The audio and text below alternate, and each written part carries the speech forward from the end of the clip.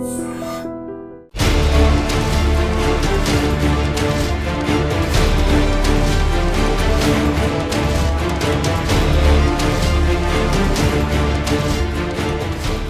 నమస్కారం. నేను Swarupapatlapalli. Welcome to I dream.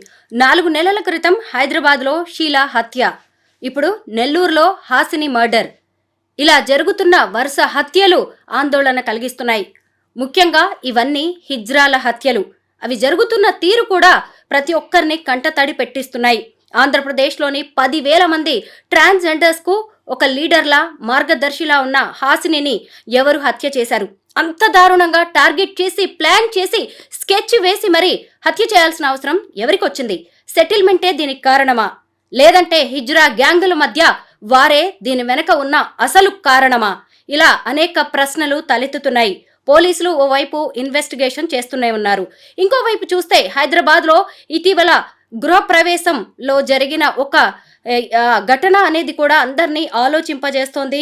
కొంతమంది ట్రాన్స్జెండర్స్ అక్కడికి వచ్చి విపరీతంగా ప్రవర్తించడంతో పోలీసులు వాళ్ళని అరెస్ట్ చేయాల్సి వచ్చింది. ప్రస్తుతం నాతో పాటు ట్రాన్స్జెండర్స్ యాక్టివిస్ట్ రచన ముద్రబోయిన ఉన్నారు. అసలు ట్రాన్స్జెండర్స్ అనేవాళ్ళు ఎలా ఉండాలి, సమాజం వారిని ఎలా చూస్తుంది, సమాజం పట్ల వారి బాధ్యత ఎంత అనేది రచనని అడిగి తెలుసుకుందాం. నమస్తే రచన. చూశారు కదా, హాసిని హత్య జరిగిన విధానం మాత్రం తీవ్ర కలత చెందేలాగే ఉంది. అసలు ఏం జరిగింది? ఎందుకంటే ఇన్ఫర్మేషన్ అంతా బయటికి రావట్లేదు. ఇది ట్రాన్స్జెండర్స్ హత్య కాబట్టి ఎవరు పెద్దగా పట్టించుకోరు. కానీ దీని వెనక భయంకరమైన పెద్ద కారణాలు ఉన్నట్టుగా తెలుస్తోంది. మీకు తెలిసిన నిజాలేంటి?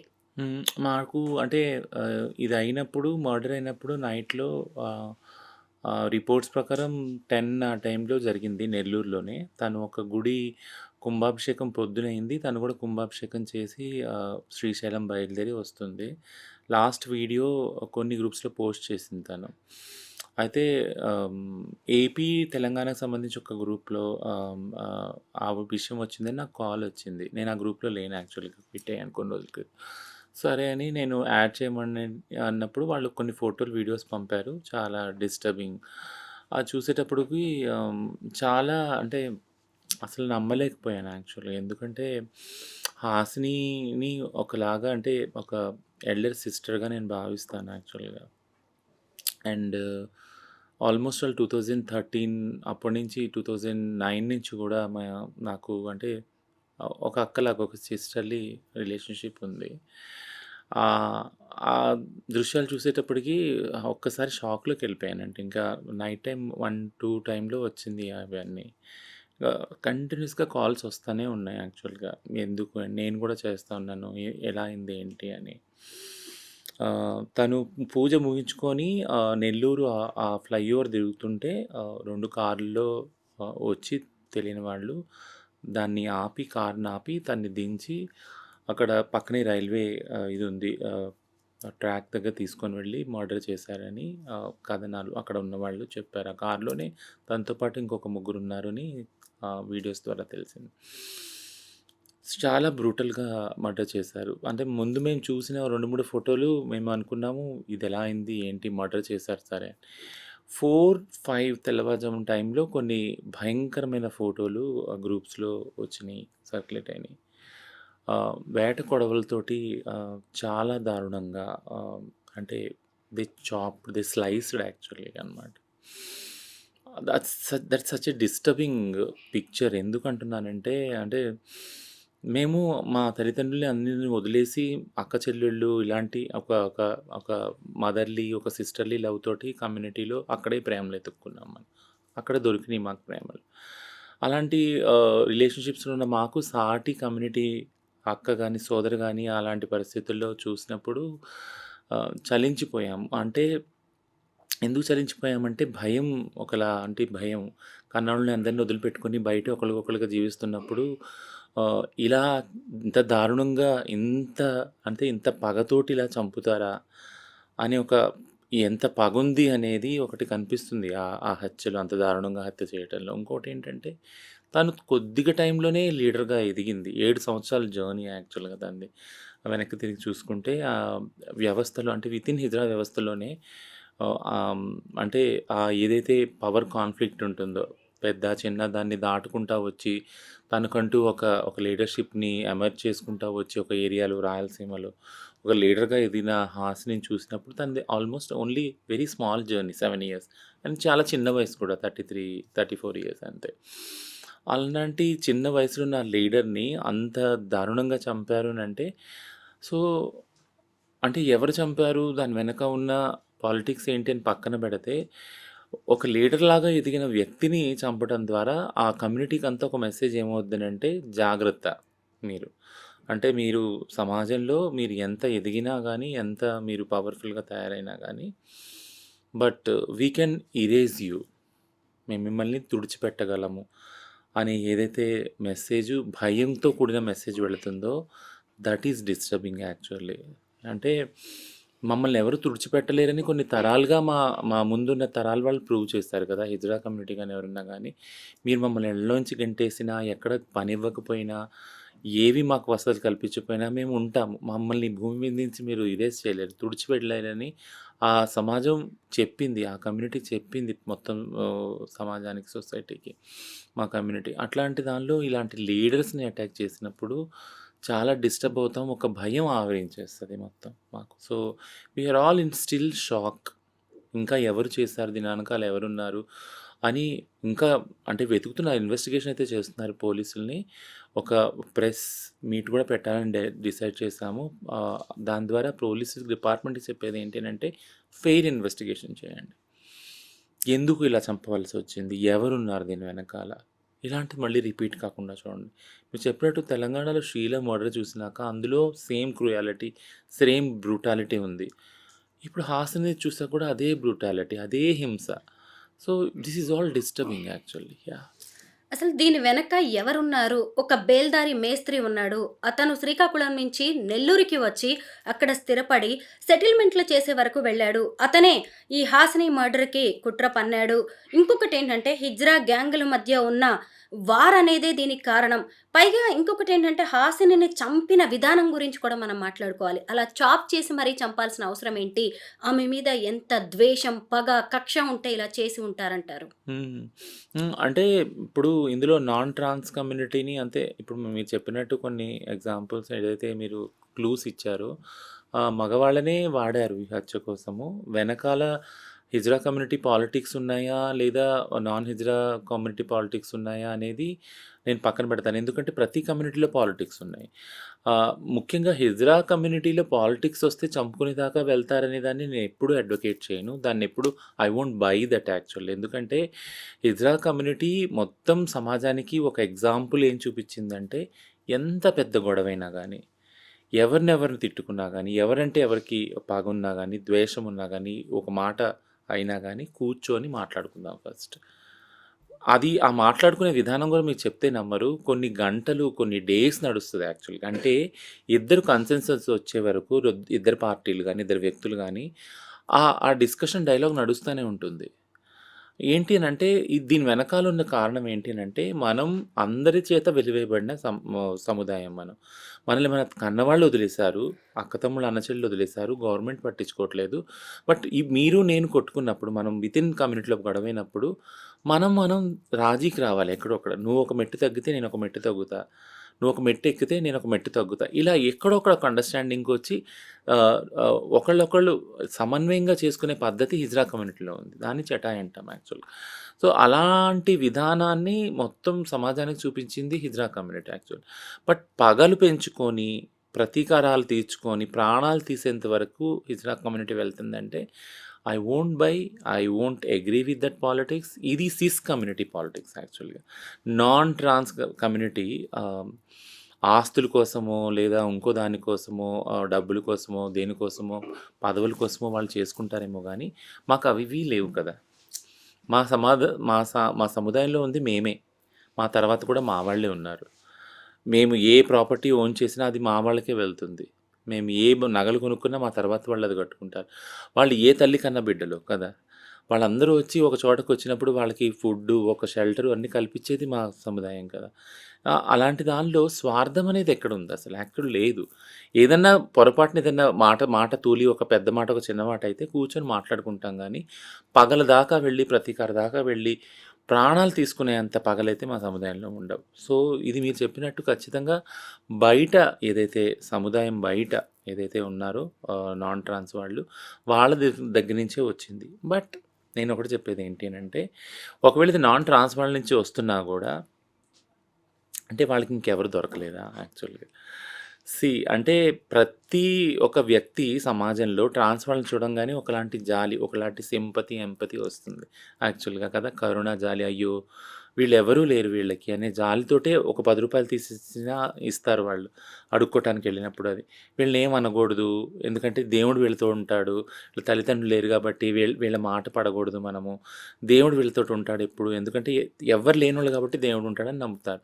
అలాంటి వాళ్ళని హత్య చేసేదాకా తీసుకొని వెళ్ళిన ఆ విధానము, ఆ క్రూరమైన విధానం ఒకటి, ఆ దురాశ గాని చూసినప్పుడు నాకు ఒకటే అనిపిస్తుంది.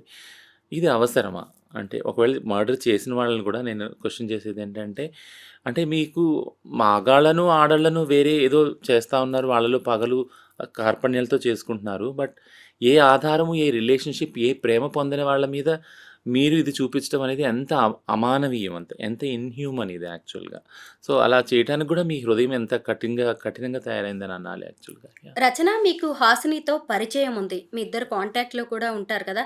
ఎప్పుడైనా మీ కమ్యూనిటీ గురించి గానీ, బయట జరుగుతున్న రాజకీయాల గురించి గానీ, హాసిని మీతో షేర్ చేసుకోవడం అనేది జరిగిందా? తనకి థ్రెట్ ఉందని ఎప్పుడైనా చెప్పిందా మీకు? ఎప్పుడూ షేర్ చేసుకోలేదు. ఎప్పుడూ షేర్ చేసుకోలేదు.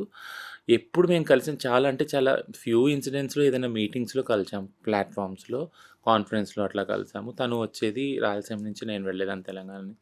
కలిసినప్పుడల్లా తను ఎప్పుడు కూడా నేను నా కమ్యూనిటీ అంటే నేను వచ్చే జియోగ్రఫికల్ ఏరియా నుంచి తెలంగాణ నుంచి గానీ, తను రాయలసీమ గురించి కూడా షేర్ చేసుకునేవాళ్ళం. అంటే షేర్ చేసుకునేవాళ్ళం అంటే ఏం ప్రోగ్రెస్ అవుతుంది.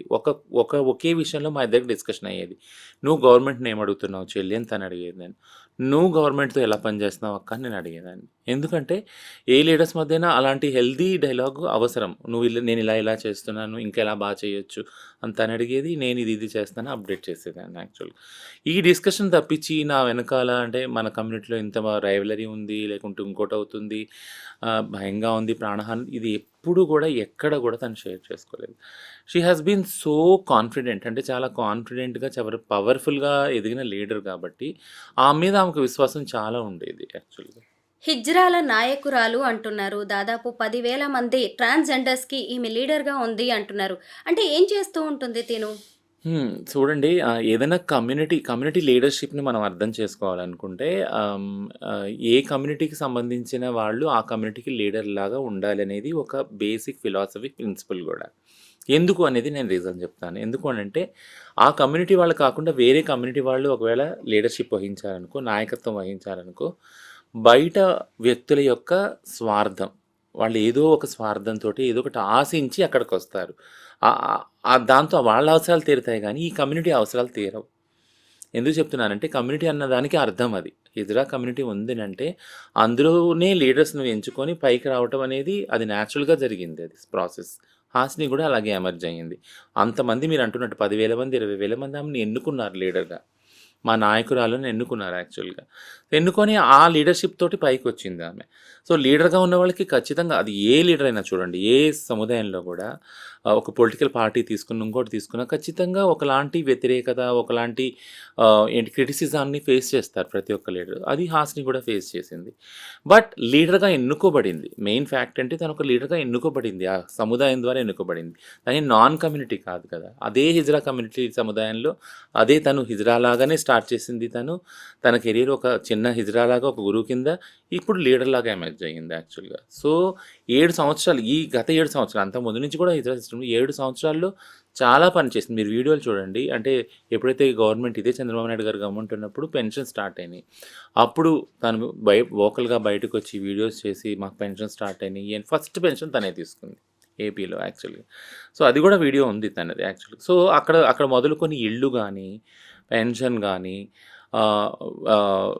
ఎంటర్‌ప్రెన్యూర్‌షిప్ అదే లోన్స్ ఏవైతే ఉన్నాయో వేరు వేరు వృత్తులు చేయటానికి గానీ, ఇవన్నిట్లికి గూడా ఆమె ఒక కేంద్ర బిందువై ఉంది యాక్చువల్‌గా కమ్యూనిటీకి అందటానికి యాక్చువల్‌గా.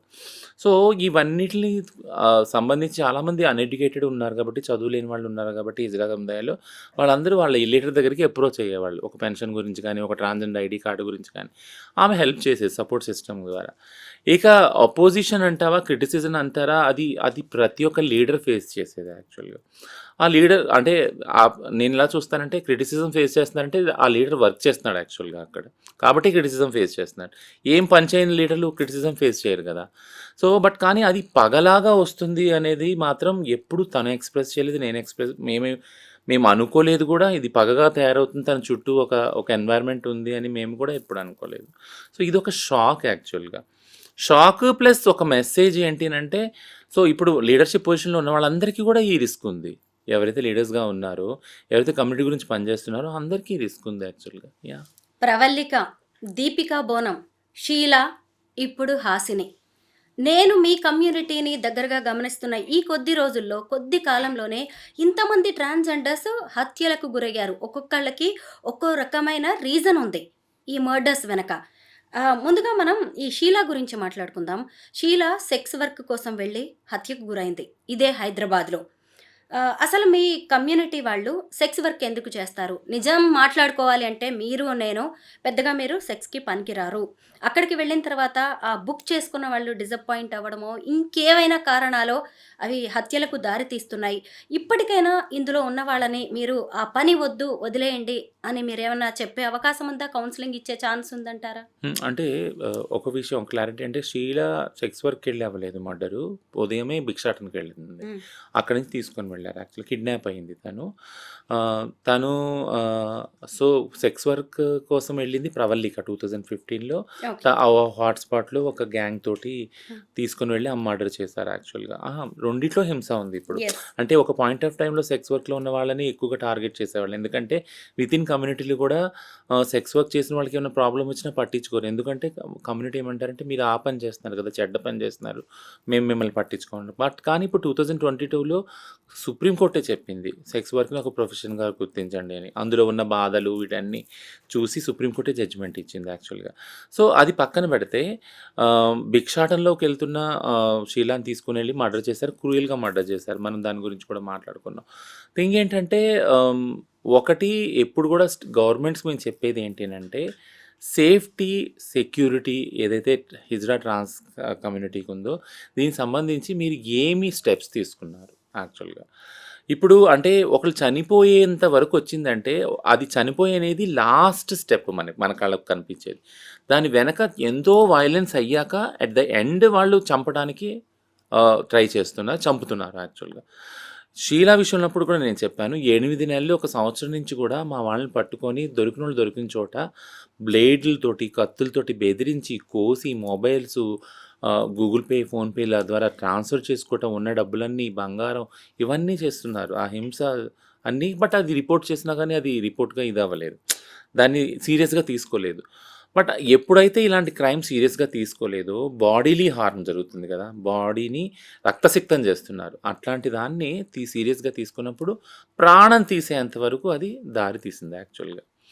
సో, ఇప్పుడు మీరన్నట్టు దీపిక గానీ, ప్రవల్లిక గానీ, హంస అని ఇలాంటి చాలామంది మర్డర్స్ ఏవైతే ఉన్నాయో, సెల్ఫ్ హార్మింగ్స్ ఏదైతే ఉన్నాయో, ఇవన్నీ సేఫ్టీ మెజర్స్ తీసుకోకపోవటం వల్ల గవర్నమెంటు ట్రాన్స్‌జెండర్ వాళ్ళకి ఇవి వస్తున్నాయి యాక్చువల్‌గా. 2020లో national crime records bureau NCRB data ప్రకారము యూ వోంట్ బిలీవ్ ఇంత క్రైమ్ జరుగుతుంది కదా! ట్రాన్స్‌జెండర్ వాళ్ళు పట్ల జరిగిన క్రైమ్ రేషియో ఎంతో తెలుసా మీకు? 0.006. అది ఈవెన్ 1 కూడా కాదు. 0.006. ఎంత తక్కువ యాక్చువల్‌గా. అంటే ఇన్ని లక్షల జనాభా ఉన్న భారతదేశంలో అంత మాత్రమే క్రైమ్ జరుగుతుంది వాళ్ళతోనే. అంటే మనం కానీ డైలీ వింటున్నాం క్రైమ్ జరుగుతుంది, ఇక్కడ జరుగుతుంది, అక్కడ జరుగుతుంది అని.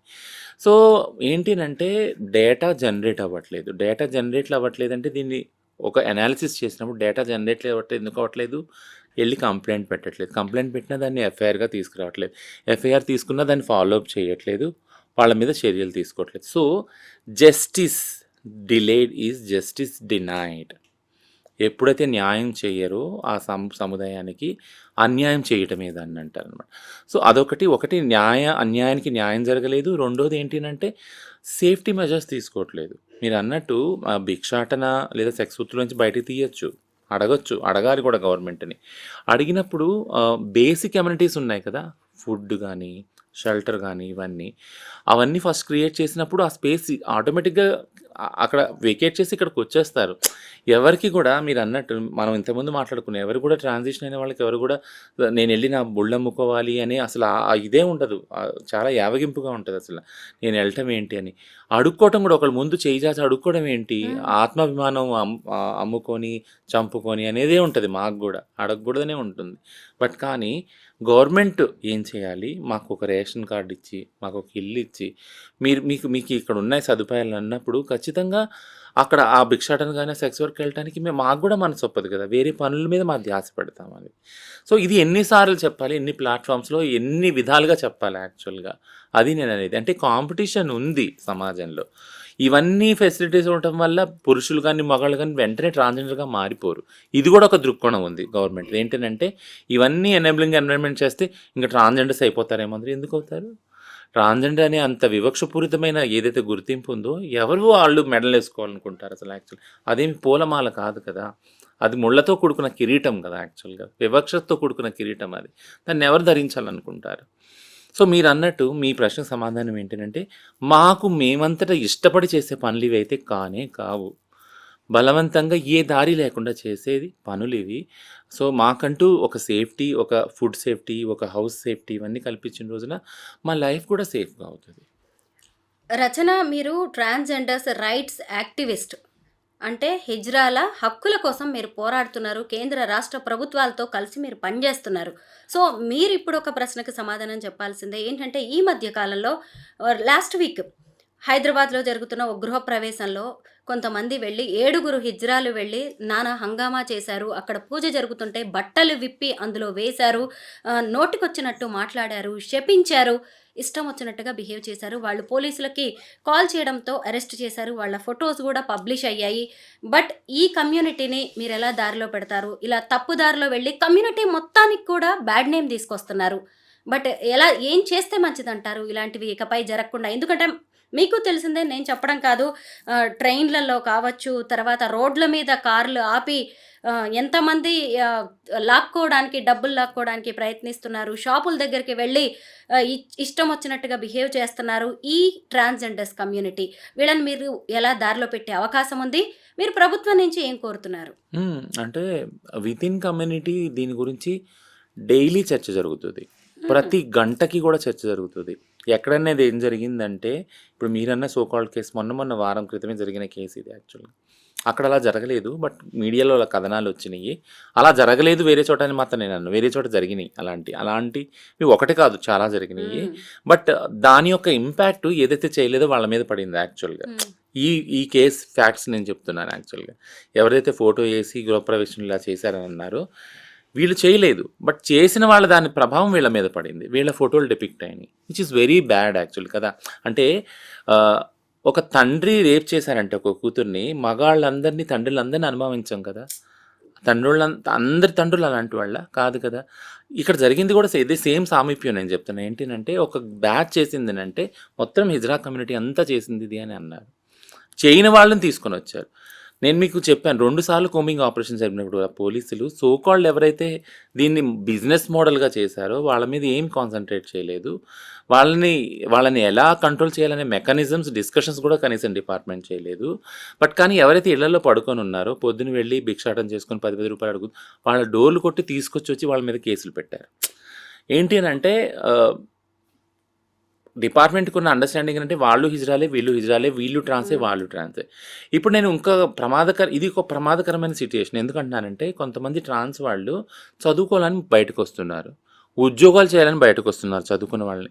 ఇప్పుడు ఆ గృహప్రవేశంకి వాళ్ళకి సెక్స్ వర్క్ వెళ్ళే వీళ్ళు ఒకటేనా? కాదు కదా. ఇప్పుడు వాళ్ళ బదులు వీళ్ళని అరెస్ట్ చేస్తారా మీరు? అంటే ఏంటి, మనం ఎటు వెళ్తున్నాం అంటే రివర్స్ వస్తున్నామా మనం? ఏదైతే సాఫ్ట్ కార్నర్ ఉందో ట్రాన్స్ వాళ్ళకి, ఇతర వాళ్ళకి అది మాకు అర్థమవుతుంది డిపార్ట్మెంట్‌కి గానీ, సమాజంలో గానీ. కానీ క్రైమ్ చేస్తే క్రైమేనే. A crime should be judged not based on the gender, but on the modus operandi. అదా మోడస్ ఆపరాండి మీద ఒక క్రైమ్ జడ్జ్ చేయాలి ఇర్రెస్పెక్టివ్ ఆఫ్ ద జెండర్, వాళ్ళు ఎవరైనా కానీ. బట్ జెండర్ని బట్టి మీరు క్రైమ్ చేస్తున్నారు అనేది మాత్రం ఒక పిక్చర్ని తీసుకురాకండి, ఒక కమ్యూనిటీని పోర్ట్రే చేయకండి. అది పోలీసే చేశారు. నేను చెప్పాను కదా, పట్టుకొని ఫేక్ ట్రాన్స్జెండర్ అని చూపించారు ఒక దానిలో. ఒక సోకాల్డ్ పోలీస్ ఆఫీసర్ కూడా మీడియాలోకి వెళ్ళి చెప్పారు. అంటే ఫేక్ ట్రాన్స్జెండర్స్ అంటే ఎలా ఫేక్ ఉంటారు? ట్రాన్స్జెండర్ వాళ్ళ విషయాల్లో ఏంటినంటే, సోకాల్డ్ ఏదైతే అంటే బయటికి పంపించి పిల్లల ద్వారా అడుక్కోనించి ఇలా డబ్బులు ఏదైతే సంపాదిస్తున్నారో, లేదా అంటే సోకాల్డ్ ఆర్గనైజ్గా వాళ్ళు ఉన్నారు, లేదా ఆపరేషన్ చేసుకొని వాళ్ళు ఎవరైతే ఉన్నారు, అంటే సర్జరీస్ అందరూ చేసుకోవాలని లేదు, సర్జరీ చేసుకొని వాళ్ళు కూడా ట్రాన్స్జెండర్ అని సెల్ఫ్ ఐడెంటిటీ కదా. అంటే కొంతమంది మగవాళ్ళు కూడా అలా చీరలు కట్టుకొని మగవాళ్ళు ఎవరు షేవింగ్ రారు, చేసుకొని మగవాళ్ళు చేసే వాళ్ళది వేరే కమ్యూనిటీ ఉంది. అది వాళ్ళు వేరు. బైరూపులు కానీ లేదా జంగాలు కానీ సంథింగ్, వాళ్ళు కూడా పాపం చీరలు కట్టుకొని అడుగుకుంటున్నారు ఇవాళ రేపు. వాళ్ళు వేరే కమ్యూనిటీ ఉంది. బట్ మా కమ్యూనిటీలో సర్జరీస్ కాని వాళ్ళు కూడా ఉన్నారు యాక్చువల్లీ. సో సర్జరీస్ కాని వాళ్ళు కానీ, జుట్టు పెరిగిన వాళ్ళు కానీ, ఇంకా వాళ్ళకి వేరే ఆప్షన్ లేదు, చదువు లేదు, వాళ్ళు జెండర్ ఎక్స్ప్రెస్ చేయాలంటే ఎక్కడో ఊరు నుంచి వస్తారు, సిటీలో ఉంటారు, వాళ్ళు బ్రతకాలంటే అడుక్కోవాలి తప్ప వేరే పని లేదు. సో ఇట్లాంటి వాళ్ళని వీళ్ళు మగవాళ్ళు, వీళ్ళు చీరలు కట్టుకుంటున్నారు అంటే ఫేక్ రియల్ అనే ఒక తీసుకొస్తున్నారు. రీసెంట్గా జరిగిన దానిలో మీరు యూ వోంట్ బిలీవ్, ఒక 7-8 మందిని పట్టుకున్నారు, అందరూ సర్జరీ చేసుకునే వాళ్ళే, అందరికీ లాంగ్ హెయిర్ ఉంది. పొద్దున్న చూసేటప్పటికి వాళ్ళని అందరిని కూర్చోబెట్టి ఫోటో తీసి ఫేక్ ట్రాన్స్జెండర్స్ ర్యాకెట్ అని పెట్టాను నేను. వీళ్ళందరూ సర్జరీ అయిన వాళ్ళు. మరి ఇప్పుడు అంటే ఈ కన్ఫ్యూజన్ ఏంటి? మొన్నటిదాకా సర్జరీ అవ్వని వాళ్ళు ఫేక్ అన్నారు మీరు. పెళ్లి చేసేసుకుంటున్నారు ఆడవాళ్ళతోని, వాళ్ళతోని ఒక టైం వచ్చాక చీరలు కట్టుకొని అడుక్కోవడానికి వస్తున్నారు, సెక్స్ వెళ్తున్నారు, వీళ్ళు ఫేక్ అని అన్నారు. అక్కడ మీ కన్ఫ్యూజన్ మాకు అర్థమైంది. ఇప్పుడు మరి సర్జరీ చేసుకున్న వాళ్ళని కూడా ఇక మీరు వచ్చి ఫేక్ అని అంటారు. So what according to is fake and real actually? అంటే అది పోలీస్ డిపార్ట్మెంట్ కి కాదు, సొసైటీ విషయంలో కూడా కన్ఫ్యూజన్ ఉంది. దాన్ని పోగొట్టాల్సింది కూడా True. మీరే, ఎందుకంటే Yes. మాకు తెలియదు కదా ఎలా Yes. ఉంటాయి మీ సో కానీ behavior. అది పోగొట్టడానికి ఒక ఛాన్స్ అంటూ దొరకాలి కదా, ఒక ప్లాట్ఫామ్ అంటూ దొరకాలి కదా. యూ వోంట్ బిలీవ్, మన దగ్గర ఒక ప్రైడ్ ప్లేస్ అని పెట్టినప్పుడు ఒక డెస్క్ చాలాసార్లు మేము రిప్రజెంటేషన్స్, గత 3 సంవత్సరాలుగా మేము ట్రాన్స్మార్చ్ కలెక్టర్ ద్వారా రిప్రజెంటేషన్స్ ఇస్తున్నాం. సార్ ఇన్ని జడ్జిమెంట్లు వచ్చినాయి 2014 నుంచి, తెలంగాణ ఫామ్ అయిన దగ్గర నుంచి కూడా 2018 జడ్జిమెంట్ ఉంది, నవతేజ్ జోహార్ది నాల్సా జడ్జిమెంట్ ఉంది, యాక్ట్ వచ్చింది, రూల్స్ వచ్చినాయి, transgender person protection of rights అని. వీటిలన్నిటికీ ఎప్పుడు సార్ మీ డిపార్ట్మెంట్ ఇంకా ఓరియంటేషన్ చేసేది, తెలుసుకునేది? మీరు వెళ్ళి ఈరోజు టు బీ ఫ్రాంక్, ఈరోజు మీరు ఫేక్ అని అంటున్నారు. This is a contempt of supreme court judgment, NALSA versus union of India. అంటే ఒక వ్యక్తిని సర్జరీ కాకుండా మీరు ట్రాన్స్ అని మేము బిలీవ్ చెయ్యము అని అంటున్నప్పుడు you are going against the judgment. ఎందుకంటే సుప్రీంకోర్టే చెప్తా ఉంది ఏంటంటే, ఒక వ్యక్తి ట్రాన్స్జెండర్గా గుర్తించుకోవడానికి సెల్ఫ్ ఐడెంటిటీ ముఖ్యం కానీ సర్జరీ ముఖ్యం కాదు. If anyone is forcing them that is illegal అని క్లియర్గా చెప్పేసింది supreme court. Then you are contempting the supreme court verdict కదా. ఇది ఎక్కడి నుంచి వస్తుందో మాకు అర్థమవుతుంది. You have to take time. అసలు ఈ కమ్యూనిటీ ఏంటి, ఎంత డైవర్సిటీ ఉంది, క్రైమ్ ఎందుకు జరుగుతుంది, దీని కారణాలు ఏంటని మేము అర్థం చేసుకోవాలి కదా. సో మీరు ఇంకా నాల్సా గురించి సెన్సిటైజ్ అవ్వలేదు. ఇప్పుడు సుప్రీంకోర్టు వచ్చి సెక్స్ వర్క్ని కూడా ఒక ప్రొఫెషన్ అంది 22లో. మరి దీని గురించి ఎప్పుడు ఓరియంటేషన్ అవుతుంది మీకు? అందులో చాలా ఇన్స్ట్రక్షన్స్, అంటే ఇంటరిమ్ ఆర్డర్ ఇచ్చింది సుప్రీంకోర్టు. ఏమనందంటే దీని ఒక ప్రొఫెషన్గా గుర్తించండి, వీళ్ళ పట్ల జరిగే క్రైమ్ని, ఇప్పుడు నేను వస్తున్నాను మీ పాయింట్, వీళ్ళ పట్ల జరిగే క్రైమ్ని మీరు రిజిస్టర్ చేయండి, వాళ్ళ మీద యాక్షన్ తీసుకోండి, ఇవన్నీ అన్నారే. మీకు ట్రాన్స్ అంటేనే అర్థం అవ్వలేదు, ఇంకా సెక్స్ వర్క్ అనేది చాలా దూరం ఉంది అండర్స్టాండింగ్లో. యా, మీ వల్ల సొసైటీకి జరుగుతున్న ఇబ్బంది, సొసైటీ వల్ల మీరు పడుతున్న ఇబ్బందులకి ఎంతో కొంత పరిష్కారం చూపించడానికి ఇప్పుడు తెలంగాణ ప్రభుత్వం ట్రాన్స్జెండర్స్కి కూడా పోలీస్ జాబ్ ఇవ్వాలని నిర్ణయించింది. త్వరలో నోటిఫికేషన్ కూడా రాబోతుంది. మీ కమ్యూనిటీ నుంచి దీనికి వస్తున్న రెస్పాన్స్ ఏంటి, ఎలా ఫీల్ అవుతున్నారు మీరు? చాలా హ్యాపీ ఫీల్ అయ్యారు. ఎందుకంటే ఈ సీఎం గారు అది డిక్లేర్ చేయగానే కాల్స్ వచ్చినాయి నాకు యాక్చువల్. ఇది ఎట్లా అవుతుంది రచనమ్మ, ప్రొసీజర్ చెప్పండి, నోటీస్ వస్తుందా, అదా ఇదా అనేసి అన్నాను. Yeah, we will wait. Actually దీన్ని అనౌన్స్ అయితే చేస్తారు కదా, దీనికి ఖచ్చితంగా నోటిఫికేషన్ జీవో ఏదోటి వస్తుంది, మనం అందరం అప్లై చేసుకోవచ్చు, దాని గైడ్లైన్స్ కూడా లేఅవుట్ చేస్తారు ఖచ్చితంగా అనేసి. మొన్న రాహుల్ గాంధీ గారు వచ్చినప్పుడు కూడా నాకు ఛాన్స్ దొరికింది మాట్లాడటానికి.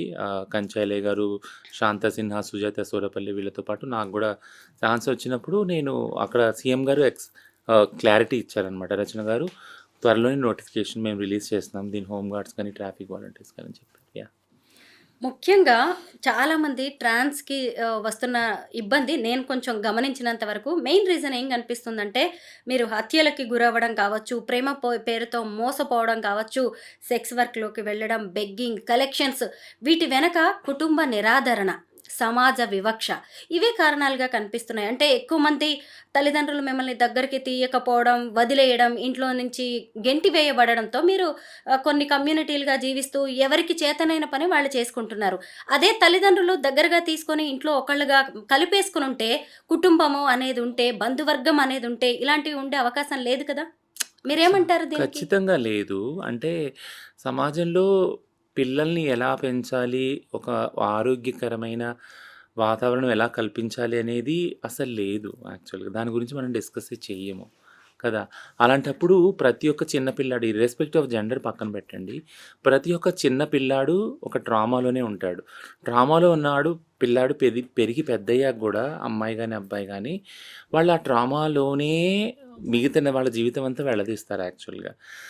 ఒక చిన్న ఎగ్జాంపుల్ చెప్తాను. అంటే నాకు ఒక సైకాలజిస్ట్ ఉన్నారు. ఆయన పేరు డాక్టర్ గ్యాబెర్ మ్యాటే. ఆయన్ని చాలా ఫాలో అవుతాను నేను. ఆయన టాక్స్‌లో, పాడ్‌కాస్ట్‌లో ఒకటే చెప్పాడు. ఏంటినంటే, every child who has not loved by the parents, ఎప్పుడైతే ప్రేమను పొందరో పిల్లలు, వాళ్ళకొక మెసేజ్ ఎళ్తది పిల్లలకి ఏంటినంటే, నేను అవసరం లేదు, నేను పనికిరాను, నేనంటే వాల్యూ లేదు నా తల్లిదండ్రులకి.